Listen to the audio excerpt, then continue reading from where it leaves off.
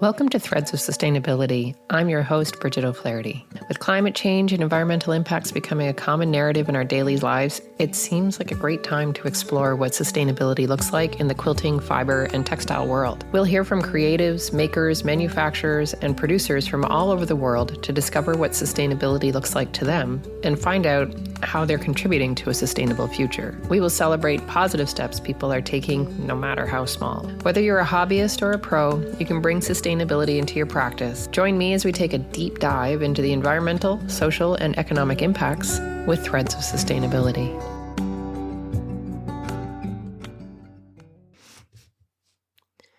Welcome to another episode of Threads of Sustainability. I am your host, Bridget O'Flaherty, and this episode is kind of near and dear to my heart. I am talking with Elana Frosk from Oeko-Tex.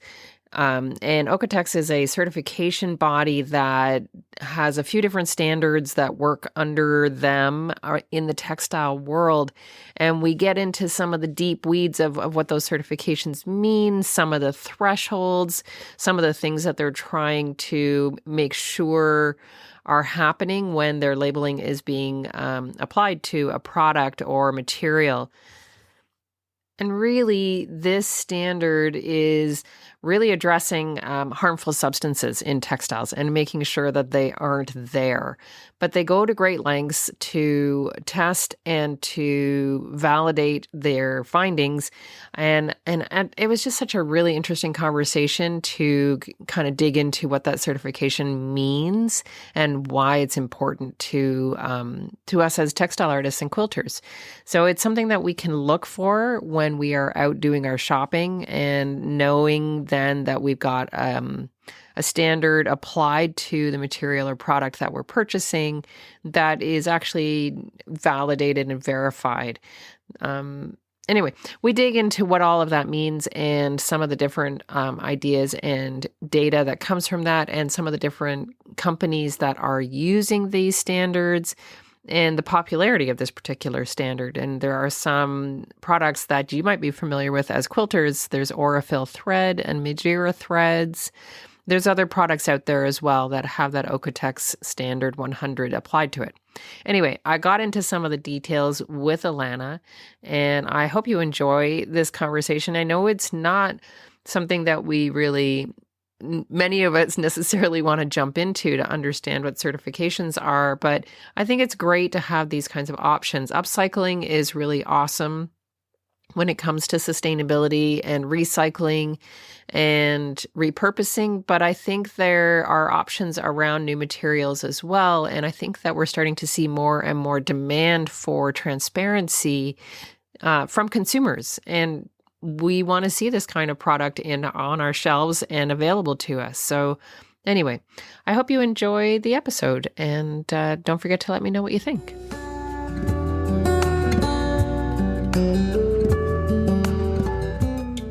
So I'm going to welcome you to Threads of Sustainability, and I'm excited to have you here because you are the first person that I've had from a certification body to talk to us about what sustainability looks like and why third-party labeling is so important, and why we need to care about this kind of stuff. So I'm really excited to unpack and you're going to tell me how to pronounce the standard that you're representing, because it's a difficult one, I think, for some people. We just don't know how to say it.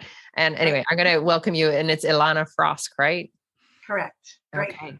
Tell me about the standard. Okay, so thanks for having me. I'm so excited to be here. So there's a lot to talk about. There's essentially two main... Okay, wait. How do we pronounce it? Okay, so Oeko-Tex. Oeko-Tex, okay. Oeko-Tex certifications and product labels. That's how it's pronounced. Okay. And there's two main consumer labels that are in the marketplace. Okay. And the first one is Oeko-Tex Standard 100. Yeah. And the second one is Oeko-Tex Made in Green. And the first one, Oeko-Tex Standard 100, is a product label that stands for safety products. So it lets the consumers know that the products are safe because they've been tested for harmful substances. Okay. And the second one is Oeko-Tex Made in Green, and that's a sustainability label. So that's important because it lets the consumers know not only are the products also safe because they've also been tested for harmful substances, but there's an extra element of sustainability with another certification where additional certifications have taken place at the facility level to ensure that the products are sustainable as well. And so it's not only that one, we'll dig into it a little bit more. And we're going to talk a lot about the standard 100, but that the Made in Green one, it's addressing some more of the social issues, right? It's dealing with some of the labor conditions and labor fair trade, I guess, as it were, in terms of the wages for workers and that kind of stuff. Does it deal with that? Yes. So there's an element of social responsibility, ensuring that the workers are being treated fairly and working in safe environments. Okay. There's an element of product safety, and there's also a way to show supply chain transparency, which is also Okay. And so where did Oeko-Tex, where did it come from? What did it stem from? Why do we even want to, where's it come from? Why are we thinking about Oeko-Tex, and why do we need a standard like that? Right.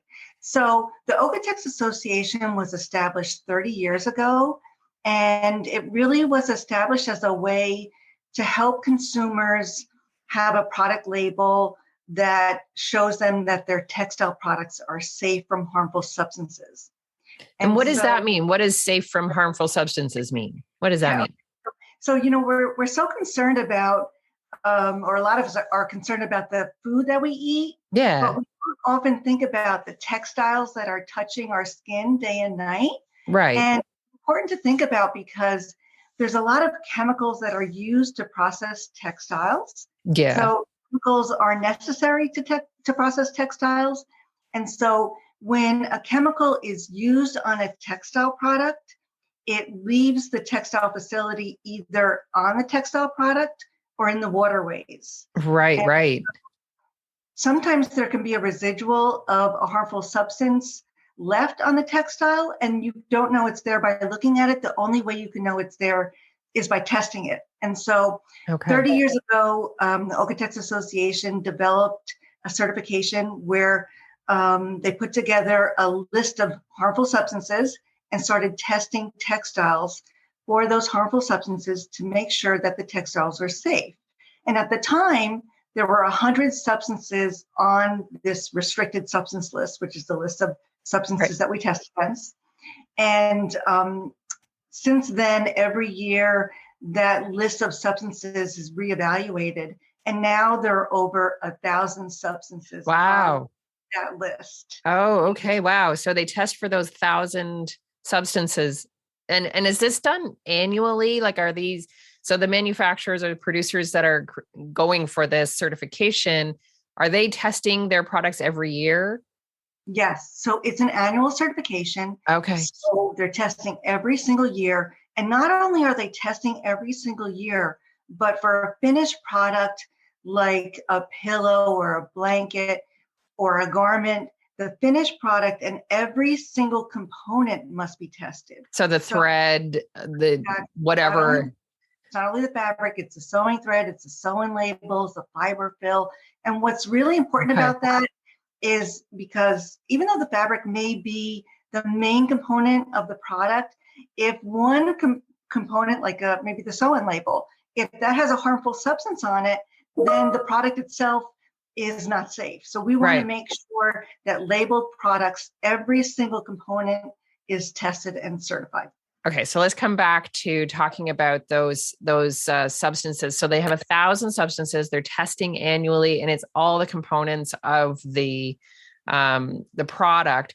So, for example, I know that in the sewing world, we have Madeira thread and Aurifil threads are both Oeko-Tex certified, and so those aren't necessarily, because they're cotton fibers, but not necessarily organic. They're just safe from these harmful substances. Is that how that's working?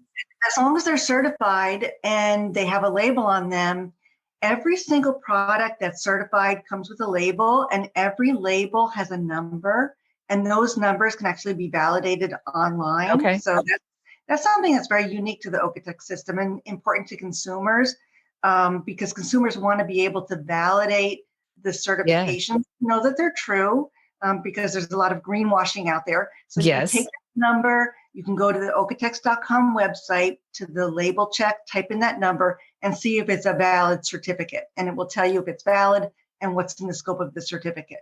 Now, if that, so you talked about organic cotton, or we can certify any type of product. It doesn't need to be organic, but sometimes even organic cotton, if Is it's also processed getting, way, okay. it can have some sort of substance on it. But what we do with, let's say, for example, a cotton product, we may test it for certain substances like pesticides and make sure that if it's an organic cotton, there were no pesticides that were used on it. So we Right. want to make Okay. So they can have sure. both labels with that sometimes. Correct. Okay. Okay. Yes. Okay. That's cool. And so tell me a little bit more about, so you mentioned greenwashing, and greenwashing isn't something that I've really talked a lot about in my podcast yet. And so do you want to can we have a conversation about greenwashing? Sure, Are, absolutely. are you finding, products out there that are claiming to have your standard, but they don't? Like, is that kind of fraud happening? Is there people saying things that they shouldn't be saying? How do you monitor that? There could be cases of that. If we find a product that claims to be Oeko-Tex certified, we would make sure that it is. And if it's not, we would talk to the company, and if it's not certified, Yeah. usually a company may use a label incorrectly, and we would work with them to correct it. Okay. Okay. Normally what would happen, but usually what happens in the marketplace with greenwashing is companies will claim that they're sustainable or they're Right. safe, and they don't have anything to substantiate their claims. Right.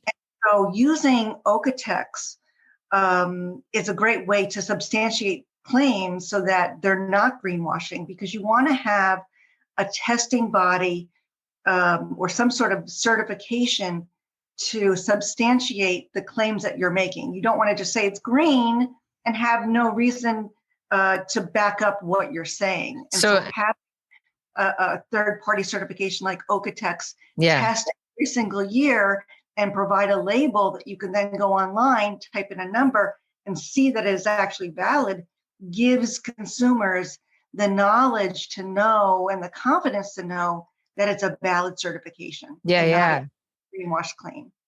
Okay. So explain a little bit about what third party means. I know what that means, but maybe you can explain a little bit what that means. So a third party would be an independent company that is hired to do independent testing. So when one company is claiming some sort of claim, whether it's a quality claim or a sustainability claim, they can say anything that they want. But is it true? Right. How do you know it's true? If they hire another independent company or a third party to test and provide documentation or certification, then you know, because it's another company that's doing the testing. They don't have a vested interest in it. Yeah. Correct. Yeah. So you wouldn't have your Oeko-Tex officer in your own business. You would hire a separate Oeko-Tex officer. Correct. So there's 17 independent testing institutes that are authorized to conduct Oeko-Tex certifications. Okay. They all follow the same exact standards. Okay. All around the world. I work with one of them, Hohenstein, and we all follow the same exact standards. So if a company comes to us and says, "Oh, can we have an exception because we're working towards whatever?" The answer is always no. Right. There's never any exceptions because we all follow the same exact rules and regulations. Oh, okay. Okay. That's super cool. Yeah, I mean, I'm a big fan of labeling and certifications. In my other world, my other business that I work in, I work with housing labeling and certifications like Energy Star, LEED, R2000, that kind of stuff. And it's so important to have that data to have the information of who's doing what and how are we actually making a difference. Like, do you guys have a knowledge of the number of people that are participating in your program now? Yeah, there's over 21,000 companies that have Oeko-Tex certifications. That's amazing. Over 235,000 certificates have been issued Since the start of the program and 30 years ago. Yeah, since the start of the program. And many companies will certify everything that they manufacture. Okay. Some companies will certify only one product or certain products for certain customers that are specifying them. Yeah. But some companies, as I mentioned, will certify everything. So there's so many products that are certified all over the world. And what's exciting is that the labeling is growing and there's more and more consumer awareness. Yeah. It's becoming more important to consumers. They want to know that their products are safe and they want to know that their products are being made more sustainable. They want to have those labels on the products to help guide them to make absolutely smart decisions. Yeah, absolutely. And this, like, there are a bunch of other certifications out there, right? Like there's the Global Organic Textiles, there's the Better Cotton Initiative, there's the Global Recycling Standard. There's a whole bunch of other, that's just to name a few. There's lots of them out there. Yeah, there's a bunch. There's not that many. They specialize. So GOTS is specializing in organic cotton. Yeah. Recycling is obviously on the synthetic sides. Yeah. Recycling. With the Oeko-Tex, with the Standard 100 certification, it could be any type of textile product. Right. What we want to make sure is that the textile product is safe, regardless of what fiber content is used in it, what finish is used in it, how it's processed. We want to make sure that it's safe from harmful substances. Yeah. We want to make sure that, and in order to be safe from harmful substances, in many cases, you have to use safe chemicals. So what may be called or considered green chemistry. So chemicals that are safe. And if you're using, or if a facility is using green or safe chemicals, then the products that are being made with them are safe. The workers that are making them are also, not exposed to harmful substances. And then potentially the emissions that are coming out of the facility or the waters that are coming out of the facility, the wastewater is also safe. So it's good all around. And so all these other systems are out there as well. And there's a cost to the people participating in those, right? Like you're not doing it out of the goodness of your heart. They pay for that certification, right? Yes. But the Oeko-Tex system is a very cost-effective system because it's a modular system, which enables the cost to be shared throughout the value chain.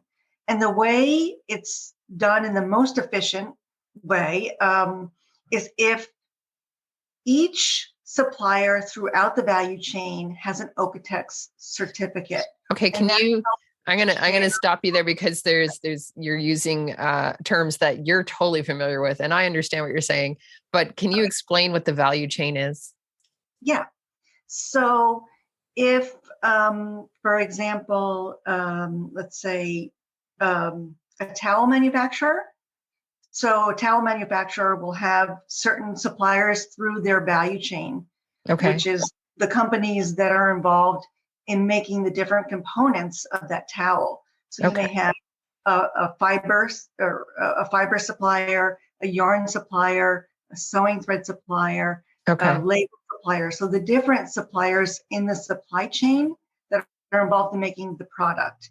So each of the different suppliers that are involved in making that product get their individual products certified, then the costs are shared throughout the value chain. And so it becomes a very affordable certification. Okay. And so, that final product is able to take advantage of the fact that those other certifications already exist. Exactly. Yeah. Okay.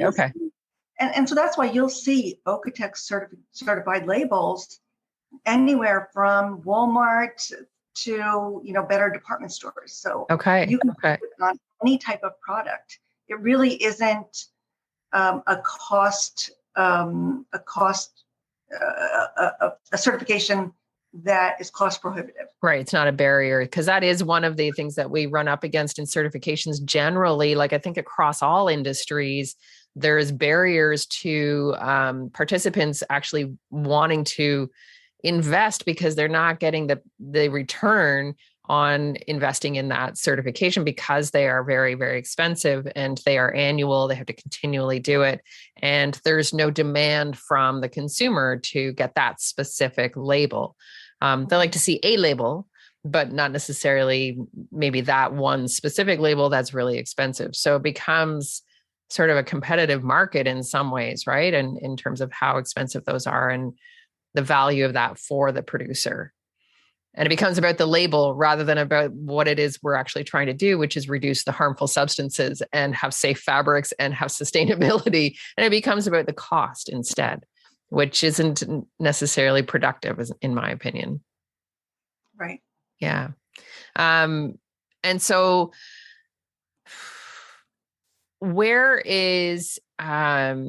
you see the label moving towards? Like you've got this great system established and you've got companies starting to come on board more and more now. Do you see it? Is it just that it's going to be adding more harmful substances to the list, or is there going to be a shift and change in what that certification looks like, or additional certifications? Do you see that changing?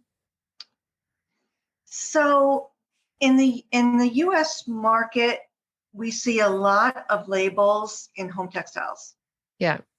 And we're seeing it starting to grow also in apparel products. Okay. And so I think that you'll see it more and more in apparel products. The apparel supply chain is a little bit more complex. Yes. In textiles, and so it will take a little bit more time probably. But I think that's where you'll see the most growth. Yeah. Yeah. That's pretty exciting, really, because that's one area that we're really impacting the planet with fast fashion and with that textile waste. And if that textile waste still embodies all of those harmful substances, then it's just going into the landfills and into the waterways, and it's not actually being taken care of. So hopefully we don't have to think of it as waste in the future.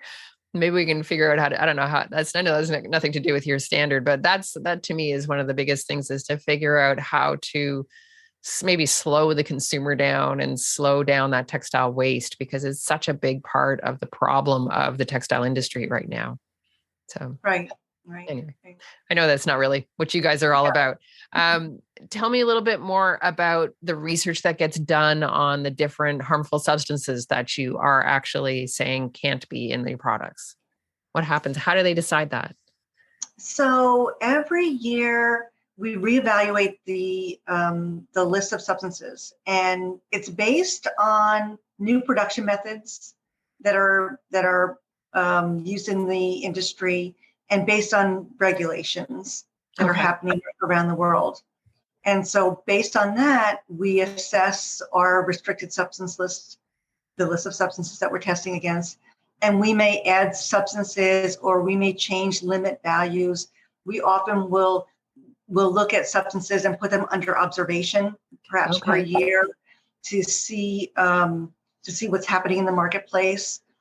We often will know what regulations are coming up, and so we will start testing.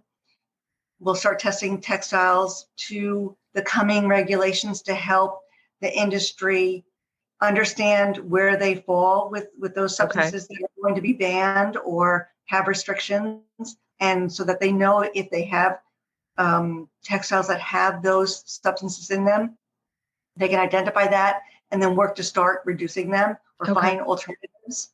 Okay. That's super cool. And we talked a little bit about the made in green earlier on, because that's one of your other certifications, right? And you guys work really hard with your manufacturers to do that. Can you tell me a little bit more about how that process works? There's like 6 steps involved in the certification. Tell me a little bit more about that. So Made in Green is a little bit different from Standard 100. So Standard 100 stands for product safety, and Made in Green goes a little bit more above and beyond. It's really a product label that is a combination of certifications. So in order for a product to get the Made in Green label, the product must also be Standard 100 certified. So we know that it's been tested for harmful substances, but it must be manufactured in a facility that's gone through a sustainability facility level certification that we call STEP. And so the STEP certification, it's a very comprehensive sustainability certification. We break it down into 6 different what we call modules. We look at the facility, and only manufacturing facilities can go through this. Manufacturing facilities that have workers that are making a product. And we look at chemical management at the facility. We look at environmental management. We look at environmental performance, social responsibility, quality management, health and safety. We want to make sure that they're environmentally friendly processes that are taking place at the facility. We want to make sure that the workers are being treated fairly and they have socially responsible work practices in place. And when did you introduce this new certification? Because the other one's 30 years old. So that's been in the marketplace probably around 8 years. Okay. And what kind of uptake is happening with that? And probably not the same numbers as your other one because you've been around that longer. Not same. So there's about probably over around 8,000 Made in Green labels. Cool. That's awesome. And are you seeing that primarily in North America and Europe? Is it spread out evenly? It's all over the world, and that is also something that is growing. It's not growing as fast as we don't have as many, obviously, as Standard 100. Yeah, because it's more encompassing. Yeah, but there are more and more companies that are getting STEP certification. So as more and more companies get STEP certification, more and more products can be labeled. Yeah, that's super cool. Yeah, I love the idea of having that bigger picture to the whole thing and making sure that the workers' environment is safe as well. It's a big part of that whole sustainability piece, right? Where we've got our people, profit, planet matrix where we're taking, and we want to make sure that our people are well taken care of and the planet is well taken care of, and that the benefits we're getting from whatever it is we're doing is actually serving those other two things as well, right? Exactly. Yeah. And so this is sort of a side, I guess. How did you get into this industry? Where are you coming from? So I started in the industry when I was in high school. I worked for my aunt who had her own company. It was a company that made coats and loungewear. Oh, cool. And so I live in New Jersey, and her company was in the city, in New York City. And so when I was in high school in the summers, I used to go and work for her. Started out as a shipping clerk and managing invoices. And then I decided to go to FIT, Fashion Institute of Technology in Manhattan, and I studied textiles. And then I got a job working as an intern at DuPont for their textile and apparel division. And that launched my career. And so I've been working in the textile industry ever since. And so what made you want to be involved with the certification body versus staying with somebody like DuPont and staying with manufacturing production? So when I was working at DuPont, I worked in the apparel and fiber division, but I've always worked with fabrics. Mm-hmm. And I always worked with, I worked with brands and retailers. I worked with suppliers throughout the value chain. And so, and I actually started up a testing facility in the New York office where we were testing fabrics to meet different testing parameters. So it was actually very closely aligned to what I'm doing now in working together with companies throughout the value chain, educating about the Oeko-Tex certifications and helping them implement the certifications in their facilities and working with them on labeling products. So it's actually, in a way, very similar. Yeah, and it's just been sort of a smooth transition. Yeah. It Yeah. happened. And was there a driver for you on the environmental side, or it just was an opportunity that you saw that you wanted to get into it? It was an opportunity. When I was working at DuPont, I also had a role working in compliance. So it was Okay. something that I was very interested in. Nice. Yeah. That's super Yeah. cool. I mean, I love this. I obviously get a little bit nerdy about the whole labeling and certification side of things and policies and processes and deal with all of that. It's something that I really I enjoy understanding. And I think that it's really worthwhile investigating and putting into systems like this, because it does give accountability, and it not only gives credibility, but it also gives accountability to the people that are making that production. There's lines that they have to meet, and they have to actually show and prove that they're making those efforts to go in that direction. I think it's really important that we have those kinds of certifications in all industries. Right. And it's so important for the future. I think any company that wants to survive going Yeah. forward needs to pay attention to this. I think so too. I think that we're going to see more and more demand from the general public for this kind of accountability and saying, yeah, no, you need to show me that you're actually doing better things. Do better things. Right. Yeah. Yeah. And as consumers understand these different product labels, they look for the product labels and they start demanding, and or they when they purchase more and more products that have the labels, then more and more retailers start Bringing them in. providing products with the labels, and that's what pushes the market towards that. There's so much power in the consumer. We often think that we don't have that kind of power, but the consumer has so much power to drive how the market actually changes. Yeah, I think so. The other thing that I'll mention about the made in green labels is that there is an element of supply chain transparency. Okay. What does that look like? So, as I mentioned before, every single Oeko-Tex label has a number on it that can be validated. Yeah. So consumers can go to the oeko-tex.com to the label check and type in the number and see that it's a valid certificate. With the made in green labels, there's additional information that can be learned when you go to the website. You could type in the number, and you can also see into the supply chain. So what will happen is you'll see a map, and the map will show icons, and each icon will represent a different supplier within the supply chain of that particular product. Oh, okay. That's cool. It gives a glimpse into where the different components were manufactured for that particular product. And so it helps to build a sense of trust with the manufacturing facilities and the brands. Sure. Because if you can see where they're making their product, it helps to trust them.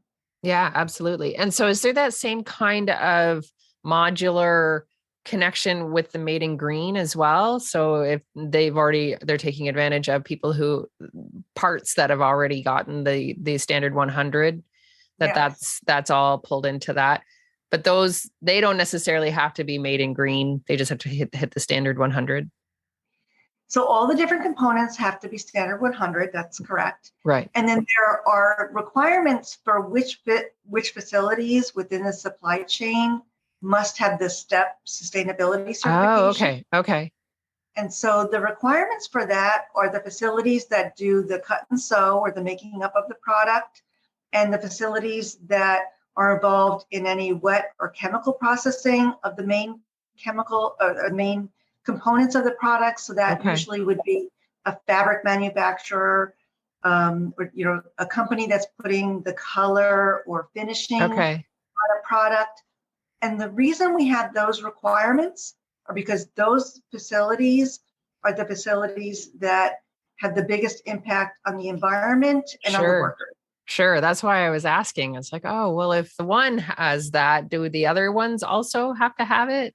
So that's awesome that you do have that requirement. And so, but there might be a few that don't have to have the full made in green labeling, if there are smaller parts to it. and Right. dry products. If they make up less than 5% of the Okay. product or aren't involved in any, wet chemical processing, Okay. then they don't need to meet that requirement. Okay. Yeah, that makes sense. Mhm. Cool. And so if somebody is wanting to go and find out, where would they find out about Oeko-Tex? So they can either go to oekotex.com, which is oeko-tex.com, Yeah. or hohenstein.us, so Okay. hohenstein.us. So either website has a lot of information that I think that they'll find really valuable. Yeah. Yeah. It's always good to be able to go and dig further, right? I know that Yeah, I do. I know that I do. there's videos and there's lots of documents and Awesome. information about the different certifications and the product labels. And so if somebody is wanting to make sure, if they see a product, it's a fairly simple and obvious label on the product that says Oeko-Tex? Yes, it's a simple label. They'll see there's an Oeko-Tex logo, and Okay. there always will be a number. Okay. And the number is what they can type into the label check at oekotex.com, Okay. and they can check if it's valid or not. Okay. Yeah, that's cool. I mean, I've started noticing the Oeko-Tex more and more and starting seeing it. Like I said, when I went to a quilt show in the summertime, I started seeing some of the thread companies having Oeko-Tex. And I'm like, oh, I didn't realize they had a sustainability label to them. And so I was pretty excited to see that. And I'd love to see some fabric manufacturers that are there. I don't know of any that are in the quilt world at this point, but they may be there. Maybe some people here in listening can point that out to me, and I'd love to know about that. Do you guys have a directory that they can actually like search fabric companies and find a list of fabric companies, or do they have to do it by label? Yes, there's a directory as well. Okay. And that's available at oekotex.com, and it's called the Buying Guide. Okay. And so the Buying Guide is a listing of all of the companies that have Oeko-Tex certifications. Okay. So really easy to use. Anybody can go to the Buying Guide and select a certification, whether it's Standard 100 or Made in Green or STEP, which is the Sustainability Facility Level certification, and search for companies that have those certifications in different locations, different countries, and get a Cool. list of those companies. Cool. That's really cool. Yeah, that's awesome. Thank you for this. And the I same think thing with, we also have a certification called Eco Passport, and the Eco Passport certification is a certification where we certify chemicals to ensure that these chemicals are safe. So if a company is using Eco Passport certified chemicals, they're green chemistries that are safe, and it ensures that they'll get their Oeko-Tex standard right, 100 certified and Okay.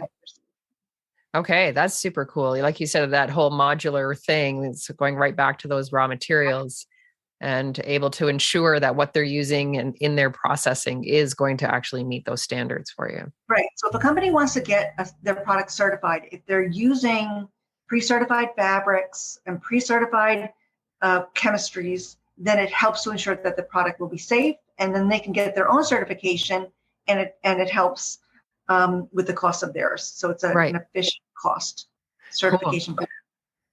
That's awesome. I love knowing more about this whole system, because I was trying to read it and understand it, and I wasn't fully grasping everything because there's so many labels that I read about and so many certifications. So it's just good to hear, okay, this makes sense to me now. And I get to go and look for products that have the Oeko-Tex standard on them. Right. Now what will happen is, when you're in the stores, you're going to start seeing more and more labels now that you know about it. Yeah, exactly. It's kind of like when you want to buy a red car, you start seeing red cars everywhere. It's like, there's so many red cars. Exactly. I hope it's like that. I am excited to see the way sustainability and this idea around having safer, better products for ourselves it's really shifting in the public's perception. And I think that the demand is really growing, and it's exciting to see that change starting to happen in industry now too.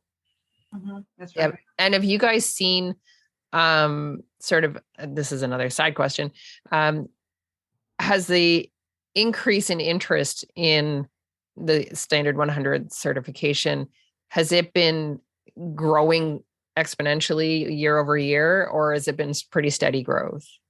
It's been a steady growth year over year ever since the inception 30 years ago. Okay.